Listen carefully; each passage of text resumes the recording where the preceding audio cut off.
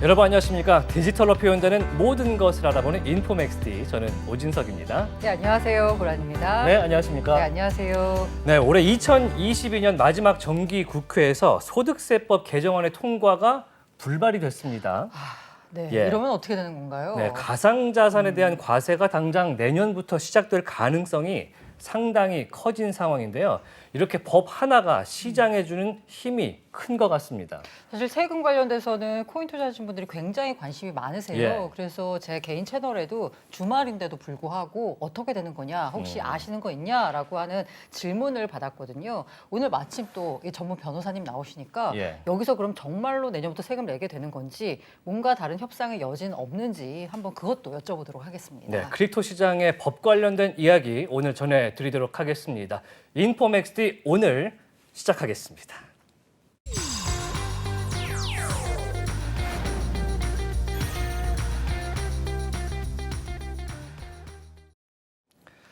네, 차고 넘치는 정보의 홍수 속에서 균형 잡힌 전문가의 인사이트 만나보겠습니다. 인포맥스 인사이트인데요. 오늘 만나볼 분은요. 차인권 법률사무소의 차상진 변호사님 모셨습니다. 안녕하십니까? 네, 안녕하십니까.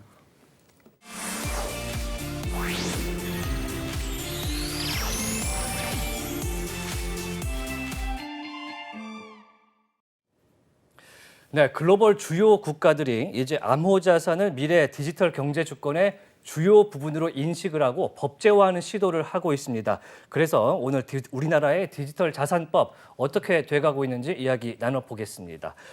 네, 먼저 디지털 자산 관련, 그러니까 가상 자산 관련된 규제, 법률의 제정의 필요성이 어디서부터 어떻게 나오는지부터 설명을 좀 들어보겠습니다. 네, 그동안 뭐 세계 각국에서 가상자산 관련 제도가 좀 정비되고 있는데요. 예. 뭐 미국이랑 중국, EU 모두 이제 가상자산 관련 제도를 이제 좀 만지고 있습니다.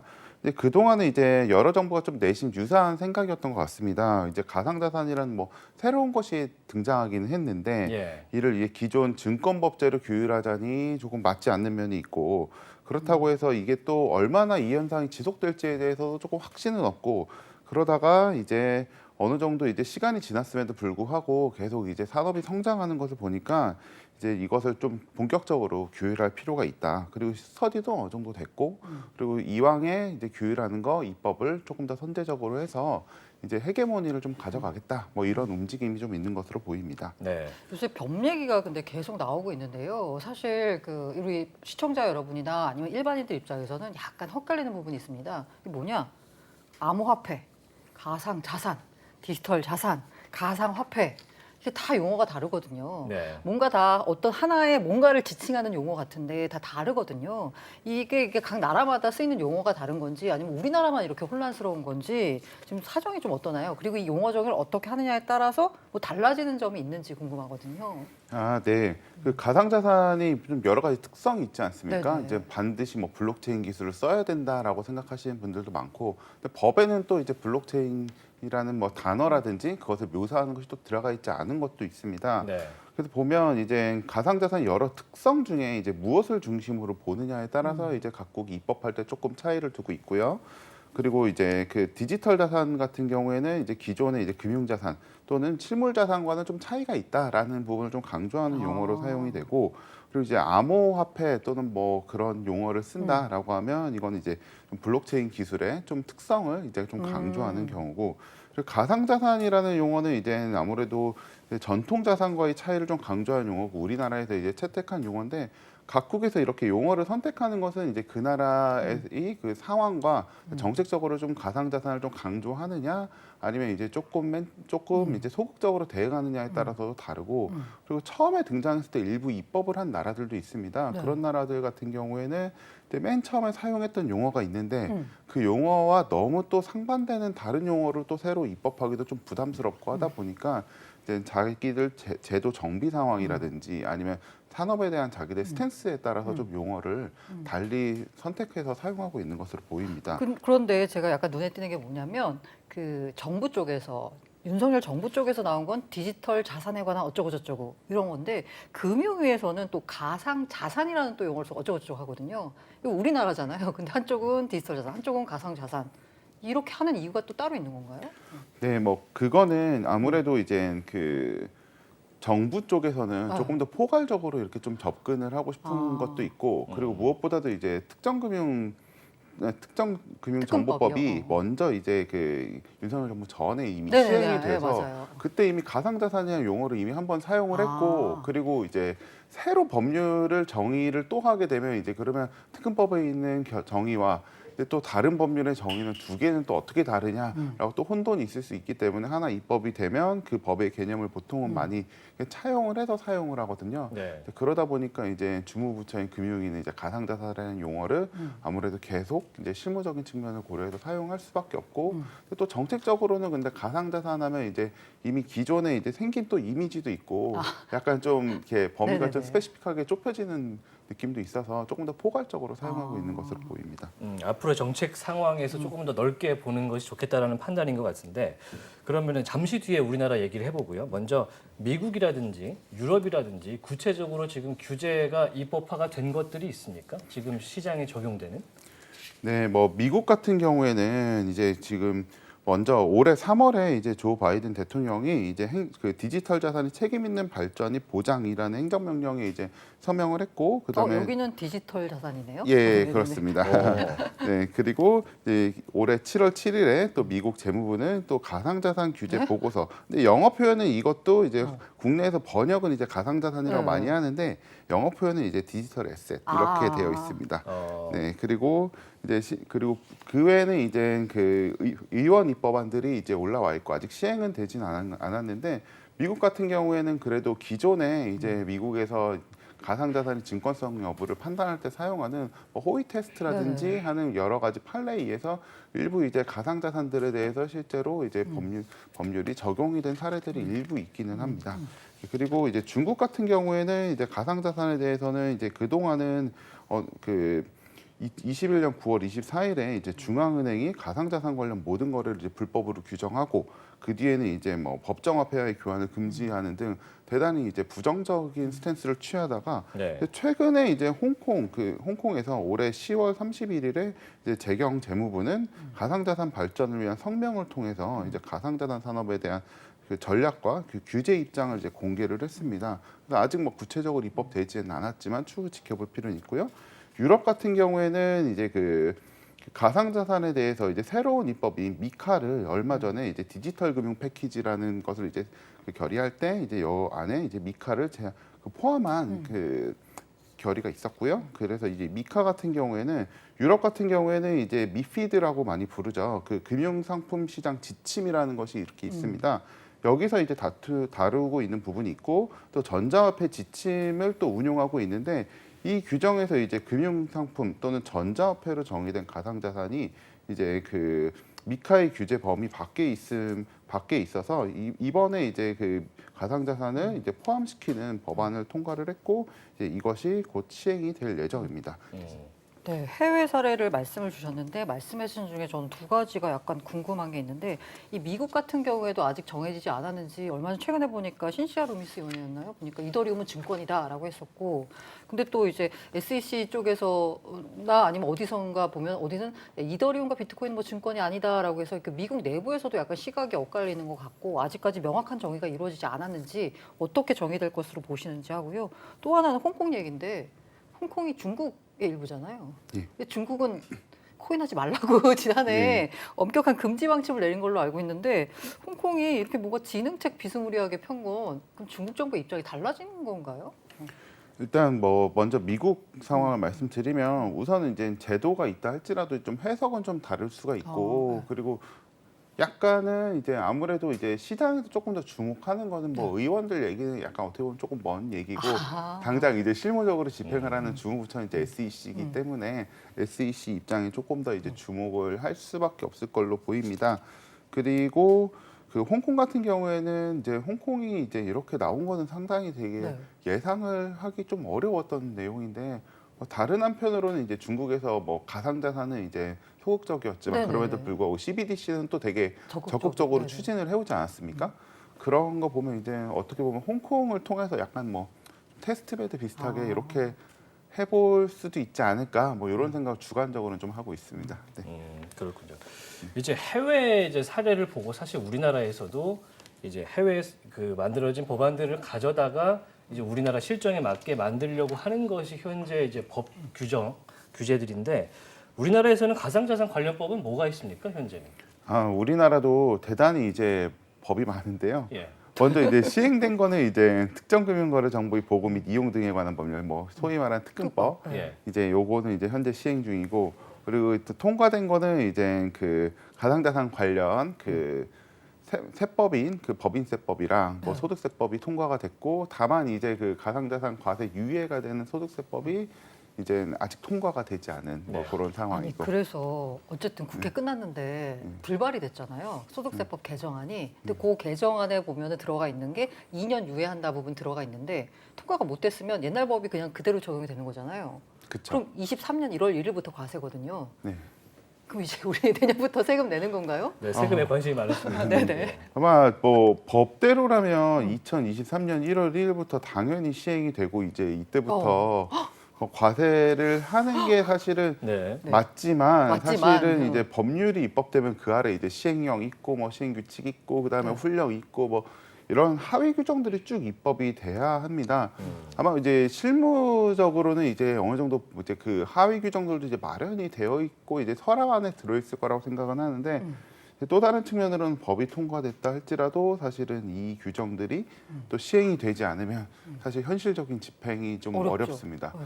근데 보통은 이제 정부 부처에서 이제 이런 경우들이 좀 생기긴 하는데, 근데 과세 같은 경우는 이제 좀 개인적으로는 만약 그런 일이 발생하면 이제 행정부로서는 상당한 부담이 되지 않을까 생각을 합니다. 왜냐하면 이제 결국은 세금은 이제 누군가가 많이 내면 누군가는 좀 이제 덜 낼 수도 있고 네. 막 이런 거고, 그러다 보니까 이제 만약에 그런 일이 발생을 하게 되면 아무래도 이제 가상자산 쪽에서는 법이 통과가 됐는데도 과세가 집행이 되지 않는 뭐 이런 상황이 발생하게 되면 이제 거기에 대해서 또 이제 문제점을 지적하는 또 국민들이 상당히 많을 거기 때문에 뭐 이제 그건 좀 두고 볼 필요가 있습니다.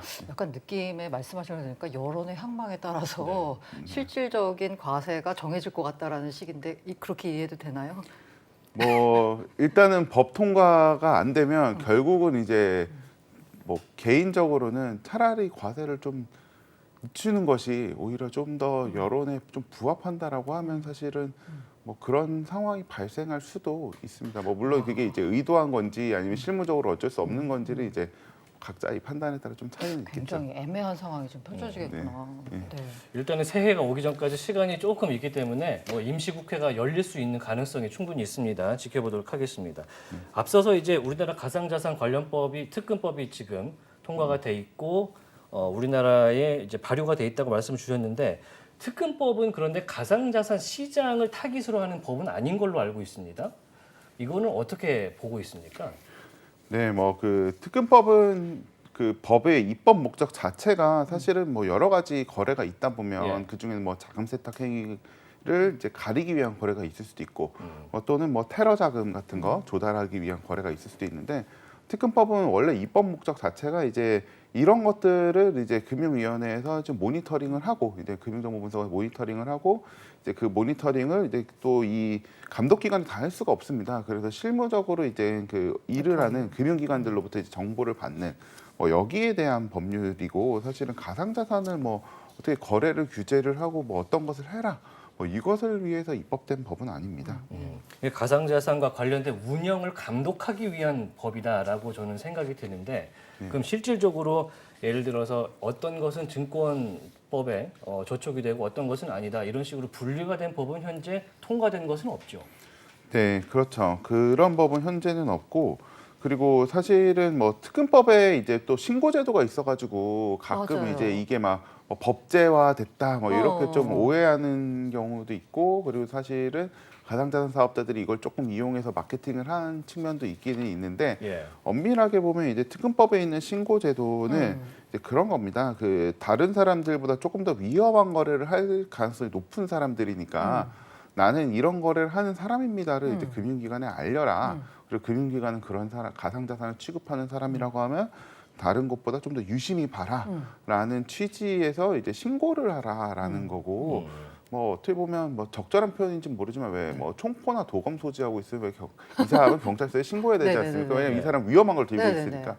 약간은 뭐 좀 그런 취지 법이지 이것을 뭐 라이센스를 부여해주고 뭐 이런 법은 아닙니다. 그런데 저는 약간 그 시장에서 이야기로는 이른바 가상자산 사업자 바스프라고 하죠. 우리 네. 바스프 땄어. 우리는 되게 합법적으로 인정받은 업체야라고 이렇게 얘기를 하거든요. 광고를 하고. 그게 약간은 뭔가 이제 유리한 쪽으로 끌어서 해석을 한다라고 보시는 건가요? 뭐 아는 분들도 있고 뭐 일부는 이제 정말 모르고서 이제 그러시는 분들도 계시겠지만 예. 솔직히 뭐 마케팅적으로 조금 이용된 측면도 있긴 합니다. 그리고 또 워낙에 이제 가상자산 사업자들 중 일부는 이제 관련 법이 하나라도 좀 뭔가 생겼으면 싶은 또 소원이 있다 보니까 요즘 약간 좀 그렇게 이용되는 측면이 있어 보입니다. 그러다 보니까 이제 국회의원 여야 가릴 것 없이 가상자산 기본법, 디지털 자산 기본법에 대한 이 업권법 논의 그리고 발의까지 지금 진행이 됐잖아요. 예. 그럼 특근법과 분명한 차이점이 있을 것 같은데 어떤 내용들이 담겨 있습니까? 먼저 이제 그 법안들은 이제 공통적으로 좀 담고 있는 것이 뭐 가상자산의 그 개념 정의에 대해서는 뭐 특근법에 있는 규정들을 많이 이제 차용을 해오고 있는데 예. 특근법은 이제 가상자산을 취급하는 사람들을 어떻게 이제 은행들이 좀 더 돋보기를 들고 봐라 뭐 이런 취지라고 하면 국회에 계류 중인 법안들은 이제 가상자산 사업자들이 이제 어떤 의무를 지고 그다음 부정거래 행위를 하게 되면 어떤 처벌을 받고 어떤 행위들을 해서는 안 되는지 그리고 뭐 고객들이 자산을 어떻게 뭐 보관을 하고 뭐 이런 내용들이 들어가 있다는 점에서 기존 뭐 특근법이랑은 조금 차이가 있다라고 볼 수 있습니다. 네, 현재 국회 계류 중 8개 법률안이 나와 있는데요. 참 많네. 2021년 5월부터 지금 많네요. 상당히 많은 내용의 이제 법률들이 발의가 돼 있습니다. 지금 그런데 이제 그 중에서 유력하게 이제 통과 가능성이 높은 것이 가상자산 산업 기본 법안 윤창현 의원 등 11인이 발의한 내용으로 제가 알고 있는데 맞습니까?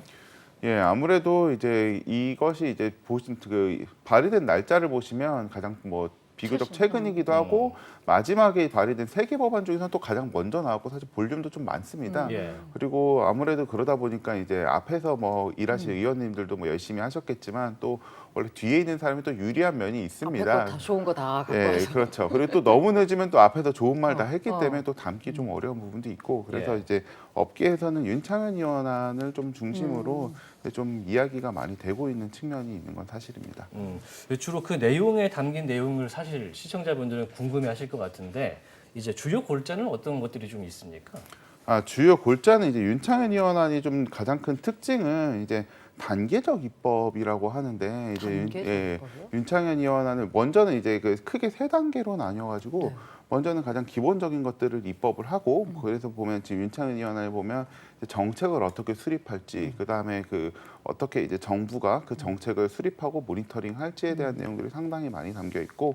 그리고 먼저는 또 가장 이제 시급한 것들 있지 않습니까? 네네. 가상자산 투자자고. 사업자들 뭐 이들이 아무나 이제 가상자산에 이제 시장에 참여하지 못하도록 이제 사업자들에 대해서 진입 규제를 좀 두고 있고 예. 그리고 나서 그 투자자 보호가 있을 수 있으니까 당연히 이제 뭐 자본시장법에 있는 개념들을 좀 많이 차용을 해왔는데 예. 뭐 시세 조종이라든지 뭐 부정거래 행위라든지 아니면 시장질서 교란 행위라든지 이런 규정들이 들어와 있는 상황입니다. 네. 그러다 보니까 지금 자본시장법 기반에서 증권시장에 있는 이제 투자자들이나 시장 참여자들은 가상자산 시장도 그 정도 수준의 규제를 해야 되는 게 맞지 않냐 형평성상 그런 얘기를 하는데 증권시장과 비교해서 한번 설명을 해 주시면 좋을 것 같습니다.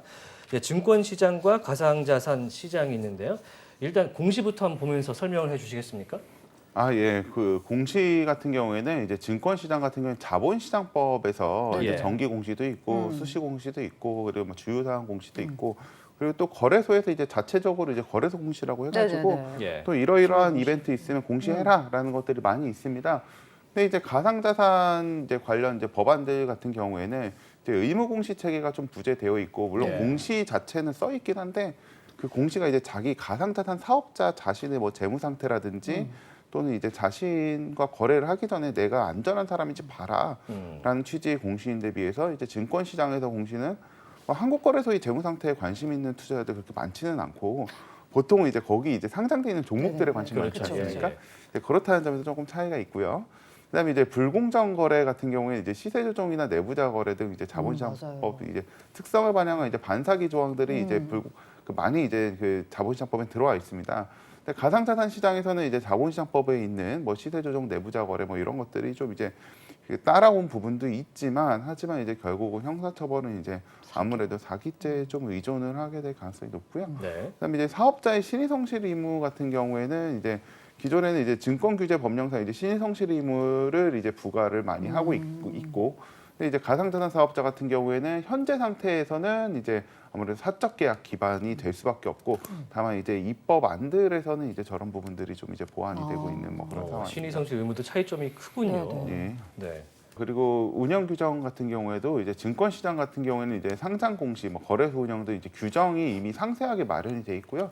또 이 규정들에 대해서 금융위가 또 다 이제 승인을 해줍니다. 근데 이제 가상자산 시장 같은 경우에는 말 그대로 그쵸. 그냥 약관이거든요. 네, 거래소라는 맞아요. 거. 그 약관에 따라서 이제 될 수밖에 없고, 뭐 공개도 좀 적절히 그렇죠. 되어 있지는 않고. 그리고 이제 매매 거래 같은 경우에도 이제 경쟁 매매나 이제 주문 집행 및 뭐 거래 정보가 이제 아무래도 증권 시장 같은 경우에 투명성을 강조하기 위한 많은 제도들이 들어와 있는데 비하여 예. 이제 가상자산 시장 같은 경우에는 이제 경쟁 매매나 주문 집행 및 거래 정보가 좀 불투명합니다. 뭐 가장 단적으로 보면 이제 여기에 이제 표에는 이제 나오진 않지만 어떻게 보면 이제 증권 시장에서는 또 공매도 하기 위해서는 뭐 업팅 룰이라든지 뭐 맞아요, 등등등 막 이런 맞아요. 것들이 막 많이 있는데, 가상자산 시장은 아무래도 이제 그런 것들도 제도적으로는 들어와 있지 않아서 이제 자기가 뭐 어떤 뭐 비차익 공매도를 한다 할지라도 사실은 뭐 어떤 제재가 뭐 가능한 상황은 아니고요. 그다음에 예탁 결제. 예, 그 증권 시장 같은 경우에는 매매 거래와 이제 청산 결제 이제 기능이 이제 조직적으로 분리되어 있고 위탁자의 재산권이 이제 확실하게 이제 보호가 되고 있습니다. 예. 그런데 이제 가상자산 시장 같은 경우에는 이제 매매 거래와 청산 결제 기능이 이제 조직적으로 좀 혼재가 되어 있습니다. 그 증권 시장 같은 경우에는 이제 한국거래소가 매매 계약 체결을 하고, 그다음에 이제 장내 시장 뭐지 결제는 이제 뭐 예탁 결제원이 하고, 청산 기능 같은 경우에는 이제 시장 영역별로 이제 거래소와 예탁 결제원이 나눠서 하고 있는데, 맞아요. 가상자산 시장 같은 경우에 이제 그런 것들이 나눠져 있지 않다 보니까 너무 권한이 아무래도 집중되어 좀 있죠. 그렇죠. 네, 그런 측면이 있습니다. 지금 보니까 거래 정보가 불투명하고 계약 중심이라는 것도 사실 예전에는 이제 거래소가 쇼핑몰과 같은 형태다. 법적으로는 그런 얘기도 나온 적이 통신 있었고, 판매 사업자. 예, 네. 그렇기 때문에 지금 규제가 상당히 필요한 상황인데요, 양성화가. 근데 디지털 자산 기본법이 지금 사실 통과가 굉장히 늦어지는 것 같습니다. 왜 그렇게 늦어지고 있습니까?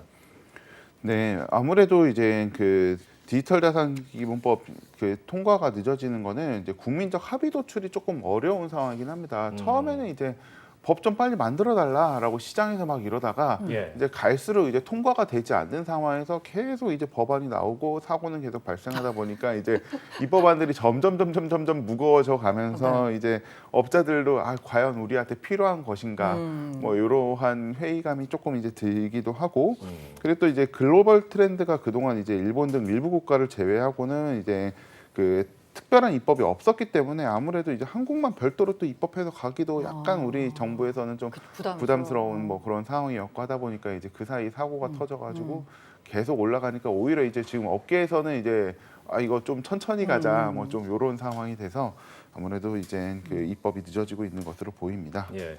이 올해 중순만 해도 이제 루나 테라 사태가 일어나면서 상당히 그 시장에서도 크립토 시장에서도 법적인 규제가 필요하다라는 목소리가 컸는데, 그 이후에 너무 많은 문제가 생기고 또 이 규제로 인해서 기술의 발전이 저해될 가능성이 이제 제기가 되면서 사실 좀 모호해진 그런 상황인데요.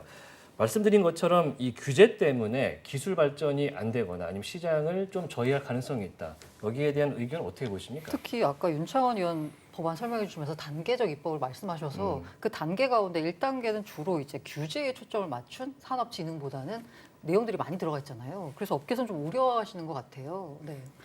네, 그렇죠. 아무래도 이제 규제가 없던 규제가 좀 생기는 것도 조금은 이제 부담스럽고, 예. 또 다른 측면으로는 뭐 저 개인적으로는 이제 또 주무부처가 또 이제 금융위라는 것도 상당한 부담으로 이제 작용이 될 것 같은데, 가령 이제 동일한 조문이 있을 때 이제 부처마다 좀 해석하는 그 스탠스가 좀 다릅니다. 예를 들면 이제 그 창업투자회사도 이제 뭐 준법감시인이 상근을 요구를 하고, 그리고 이제 그 펀드를 운영하는 집합투자업자도 그 준법감시인이 상근을 요구하는데, 네네네.